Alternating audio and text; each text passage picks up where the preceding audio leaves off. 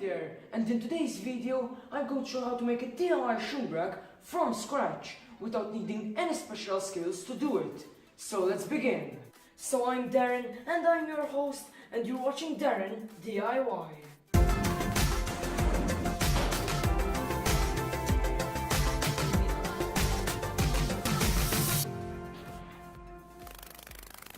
And now, without any further ado, grab a drink or something to eat and I hope you will enjoy. So the first thing that I went ahead and done is drawn out the design. And as you can see, the shoe rack is going to consist of 8 racks with one of them larger than the others to fit shoes such as boots. Also, mine is going to be 1 meter tall by 1 meter wide. And I also used a plank 7-inch wide for the sides, so that the shoe fits all the way through and not sticking out. The plan was that I used a 10-inch wide plank for the side, but the lumber shop didn't have any. Also, I designed the shoe rack to have minimal waste and to be cost effective, since I decided to make 2 3-inch wide planks where the shoe will sit instead of putting a whole 7-inch plank, so that the wood use is reduced and so it will be cheaper. You'll get this more when we'll start gluing the pieces together. So as you can see, this is all the lumber that I have. As you can see, I have 3 planks which are about 13 feet long, which adds up to around 3 meters or so. And the first thing that I'm going to do with them is I'm going to sand them. So after doing some calculations, it turned out that I was going to need 4 3-inch wide planks and 1/2 of a 10-inch wide plank, since they are 4 meters long.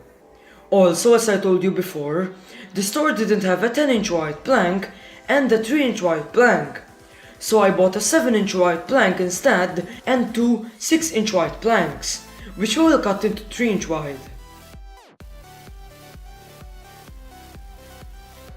So as you can see, it's all sanded down.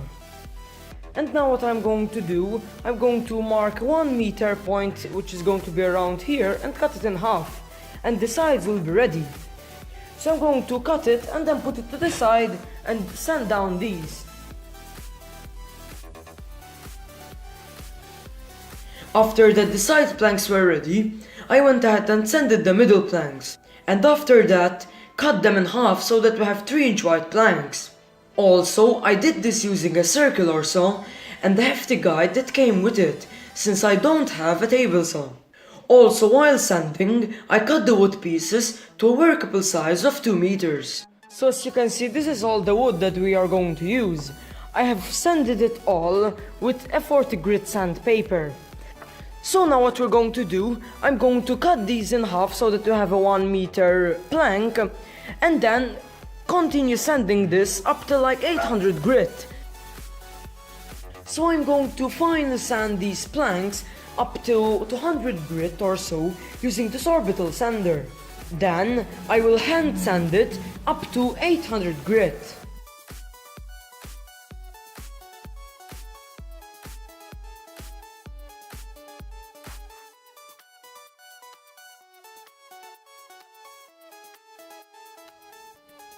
So as you can see, I have sanded all of the planks to 280 grit.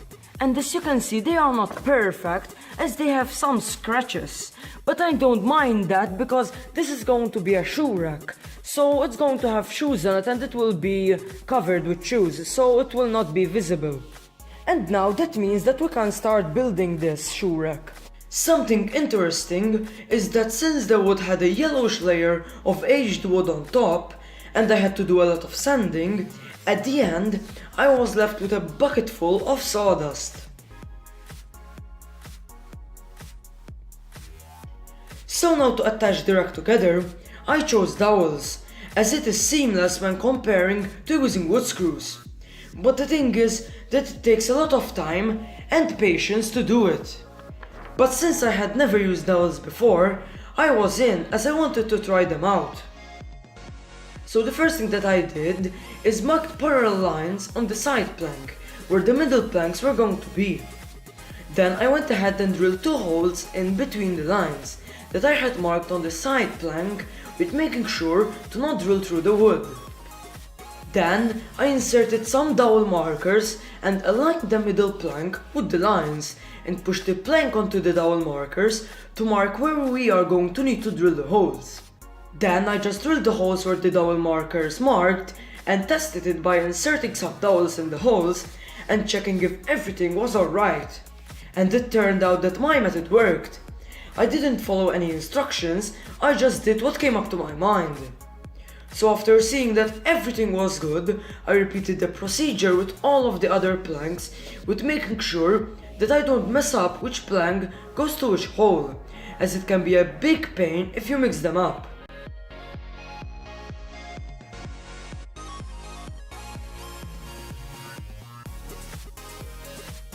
So after that you have drilled all of the holes on the first plank, it should look something like this.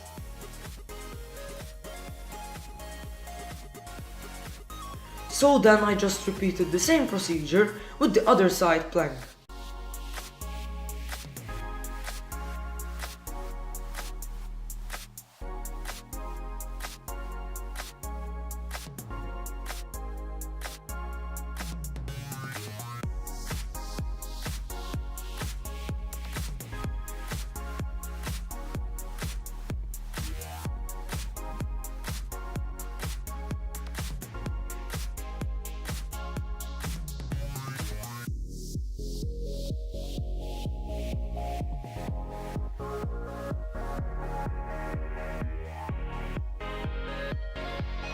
After that all of the holes were drilled, I removed all of the dowels from the wood pieces, with again making sure to not mess the order of the planks up.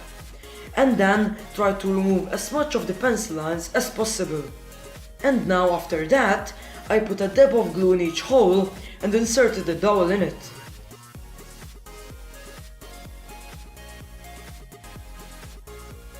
After that was done, I repeated the same procedure with the other side plank and holes in the middle planks.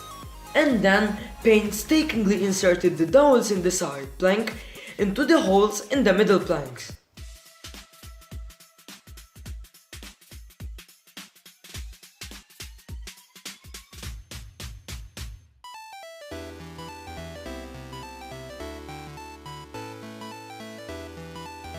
So as you can see, after locking it with a piece of wood, it came into each other very well.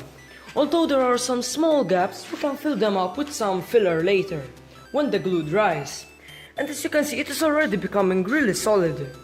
The rack can become a little bit bent, so using this angle here you can make sure that it is 90 degrees. And as you can see, I have already set it. Also, it is not perfectly level as you can see, but we can fix that using these little feet and some washers. So now I have to let the glue dry, then we can continue with the filler. Now I'm just going to fill these gaps on the side here with some putty. You can use already mixed up putty or the dry powder putty, which you can mix yourself. I chose this one because this is colored so that it is less noticeable on the sides.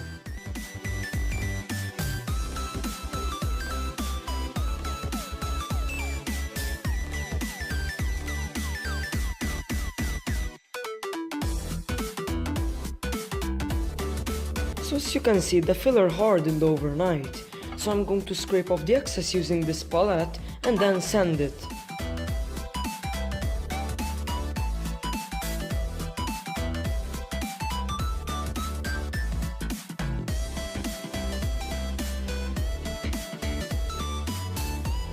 Now what I am going to do, I am going to polish the wood.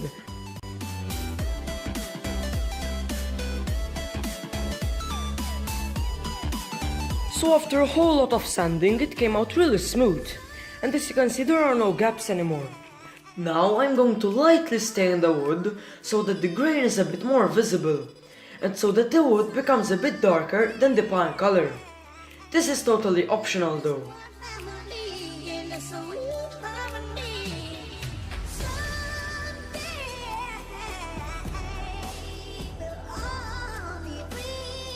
So as you can see, after dyeing it, it should look something like this.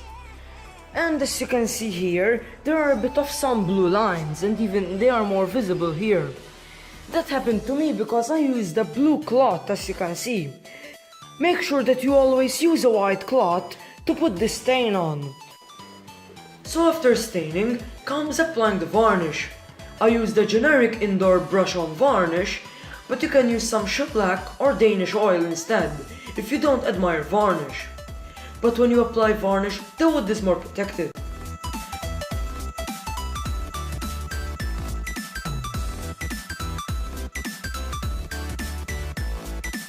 So now after giving it a light sanding, we are going to put on a second coat of varnish. Also, the reason that we sanded the wood is so that because the varnish makes the wood grain go a little bit up. And by sanding it, we can get rid of that so that we have a pretty smooth surface. So now I'm going to give it the second coat so that it is even smoother.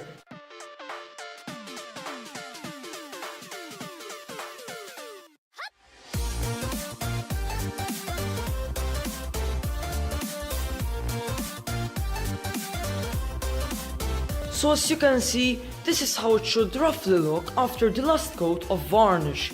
And as you can see, it turned out really smooth thanks to that sanding that we did between the coats.